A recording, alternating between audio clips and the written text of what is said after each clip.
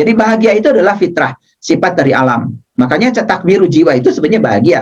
Cetak biru jiwa itu adalah cinta. Nah, kenapa kemudian ya seseorang itu kehilangan cinta dalam jiwanya?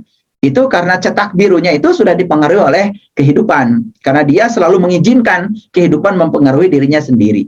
Makanya orang yang sampai hari ini pikirannya masih gampang diombang-ambing oleh apa kata orang tentang dirinya, lalu dia terpengaruhi oleh pikiran orang lain, itu sangat berbahaya, sangat berbahaya. Jadi innal insan, sesungguhnya kebanyakan manusia khuliqa, itu pencipta.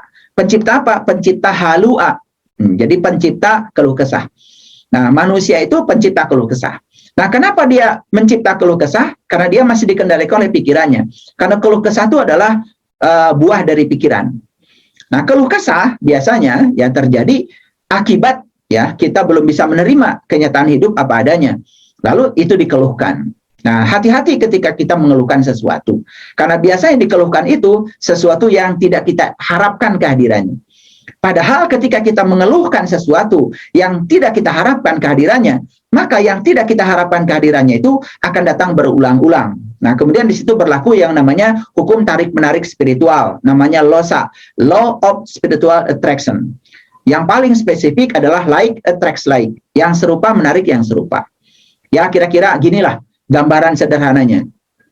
Kita menginginkan sesuatu, tetapi yang dibicarakan, yang dipikirkan bukan yang kita inginkan. Otomatis yang akan terjadi bukan yang kita inginkan, yang tidak kita inginkan. Dan manusia kebanyakan sangat senang membicarakan yang tidak diinginkan. Contoh sederhana lah. Misalnya sekarang ini kan musimnya mudik. Biasanya kalau orang habis mudik di kantor-kantor, di rumah, di mana, yang diceritakan itu adalah kemacetan yang berjam-jam, ya, dan lain sebagainya. Pokoknya semua yang tidak disukai diceritakan berulang-ulang. Makanya jangan heran kalau orang ini nanti juga tahun depan akan mengalami kejadian yang sama. Kenapa? Karena yang diceritakan itu kan semua yang diceritakan berasal dari pikiran. Sedangkan pikiran dan kata-kata itu energi.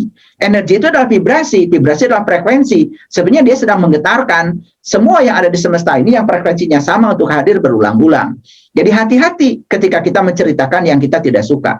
Oleh karena itu sederhananya, mulai sekarang yuk kita mulai pikirkan yang kita inginkan, bicarakan yang kita inginkan, daripada kita membicarakan yang tidak kita inginkan dan memikirkan yang tidak kita inginkan, karena yang tidak diinginkan itu akan datang berulang-ulang, ya, itu akan terjadi secara repetisi.